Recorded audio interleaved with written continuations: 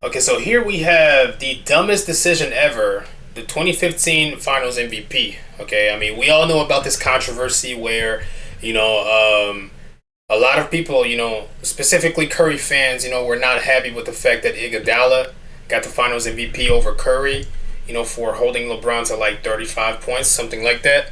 But the thing is that, I mean, to me, at the end, I still believe Curry should have gotten, that Finals MVP. But the thing is that, bro, when the voters revealed the real reason why they chose Iguodala, they did not say that he stopped LeBron. They said that he was the reason why the series changed. Because remember, bro, when the Warriors were down 2-1 in Game 4, Steve Kerr inserted Iguodala into the starting lineup, and because when Iguodala was the reason why LeBron, despite averaging 35 points a game, was low key inefficient, because LeBron shot literally under 40%, you know.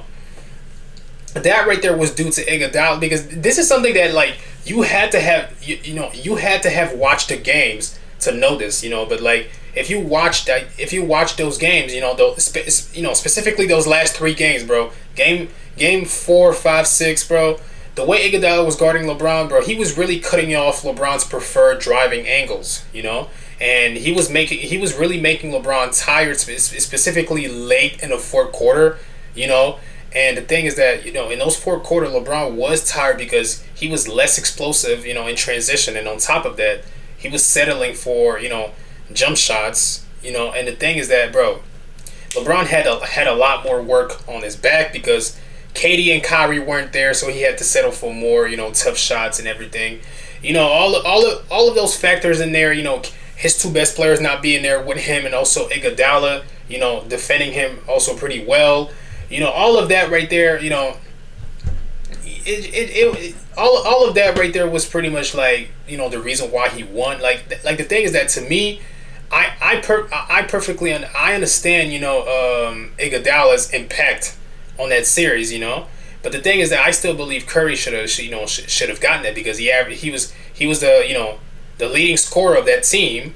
He was I think he averaged more assists on that team. He was number one, too.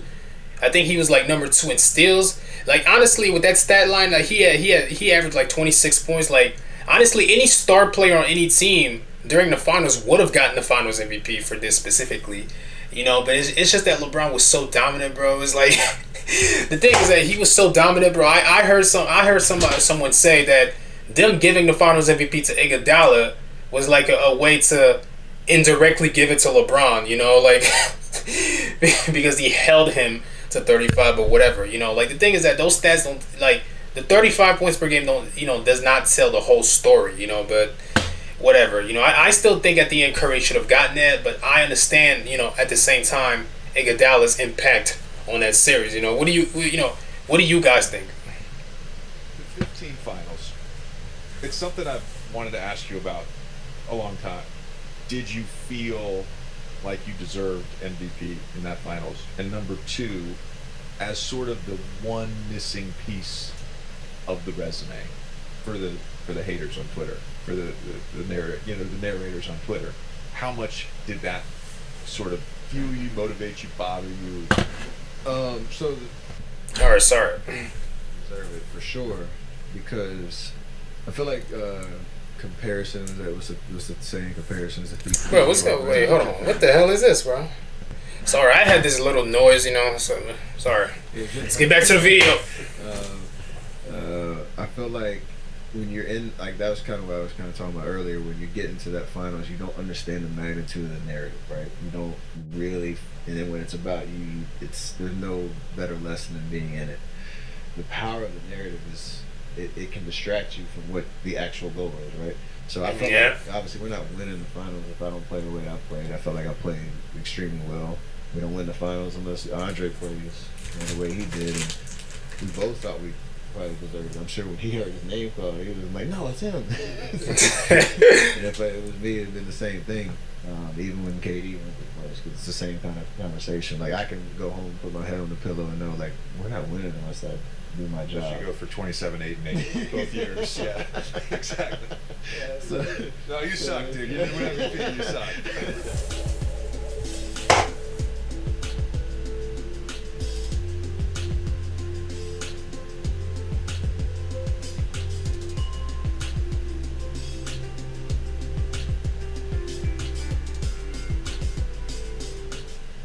You know what I can't stand?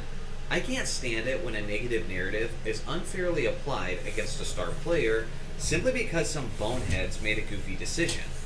The perfect example of this was the 2015 Finals MVP.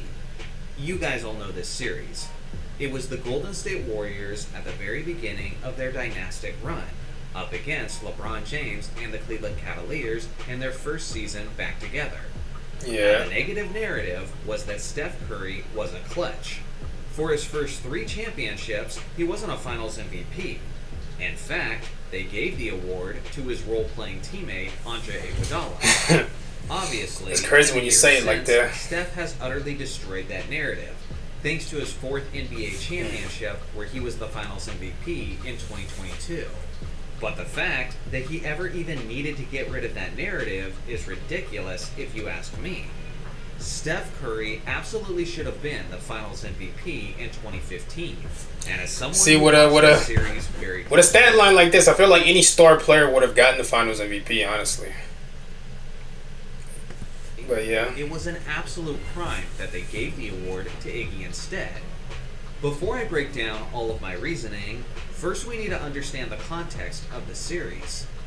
Unsurprisingly, much of the talking points about the series revolved around LeBron James, and for good reason. For one, he was an extremely short-handed superstar. The Cavaliers' third option, Kevin Love, was lost in Game 4 of the first round due to Kelly Olynyk Dirty play. shoulder. To make matters worse, their second option, Kyrie Irving, got injured in Game 1 of the finals, ending his season on the spot. Damn. This meant that LeBron Yeah. had to go to battle with his up-and-coming Warriors team. Yeah, I remember without all. his two best I remember supporting all this. stars. James was so short-handed that he needed guys like Timothy Mozgov and Matthew Dellavedova to step up and be some of his best supporters. Yeah, that was Naturally, crazy. James had to carry the offense for any hopes of success. And the fact that LeBron managed to push the series to 6 games is extremely commendable in and of itself. Hell yeah. Now on the series, LeBron averaged 36 points, 13 rebounds, and 9 assists, on just under 40% shooting from the field. And as you'd expect, much of the Finals MVP talk was centered around him. Throughout the series, Yeah. analysts were asking if he should be the first player since Jerry West in 1969. That was crazy. They were considering this, bro. Playing for the losing team, and yet they gave the award to Andre Iguodala, mostly for the good job he did defending LeBron.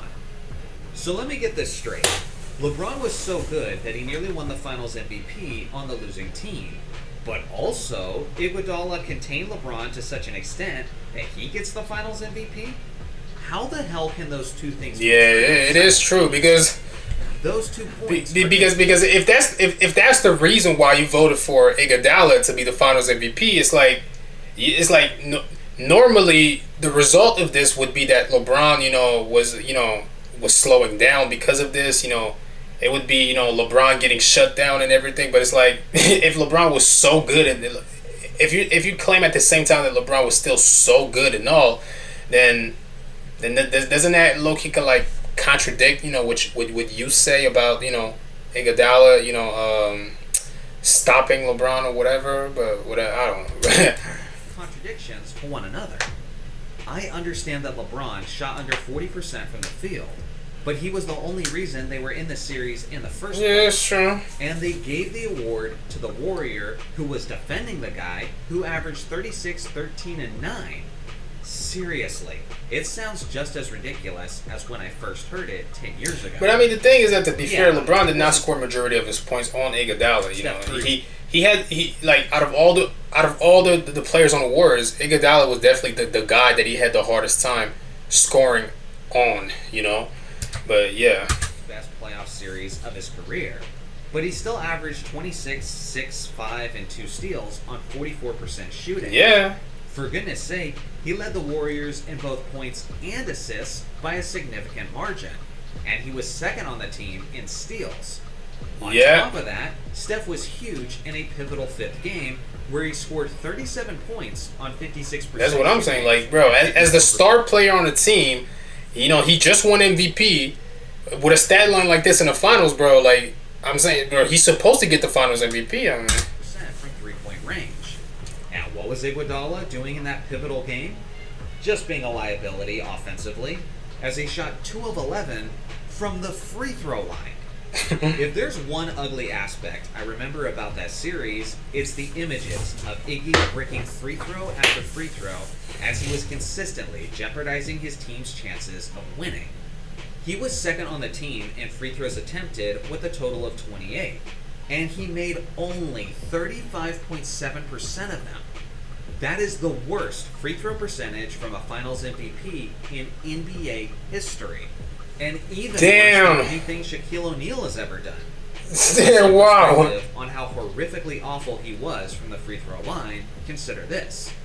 If Shaquille O'Neal came out of retirement and missed his next 5,000 free throws straight, he would still have a greater career free throw percentage than the percentage that Iggy shot in the 2015. Bro, that's crazy, bro. Wow. With all things considered, not only was it ridiculous that they didn't give Steph the Finals MVP award, but I genuinely think it has a legitimate argument for being the worst screw-up of an award winner in NBA history. It was that bad. Now listen, I'm not saying Iggy's impact was worthless, or that he was some kind of net negative. Absolutely not. I'm just saying that when you look at everything he brought to the table, both good and bad, there's no question in my mind that he was not the most deserving player. As far as I'm concerned, Steph Curry is a 4-time NBA champion and a 2-time Finals MVP. And if I was forced to give the 2015 Finals MVP to someone other than Steph, then I certainly would have picked LeBron for his 36, 13, and 9, rather than the guy who let him average 36, 13, and 9 while simultaneously building a brick house from the charity fund. So what do you guys think? Am I being too harsh on Iguodala's award, or do you agree that it should have gone to Steph? I look forward. Well, I think it's both, honestly. I think it's both. I think he's low-key being a little too harsh on Iggy, but at the same time, I agree that Curry should have gotten it, but whatever, bro. Thanks for watching as always. Building a brick house. Like, and subscribe for more basketball content. See you guys in the next video. Anyways, what do you guys think of all of this, of this 2015 controversy, bro? Let me know what you guys think in the comments, and that's it. I'll see you guys in the next one. Peace out.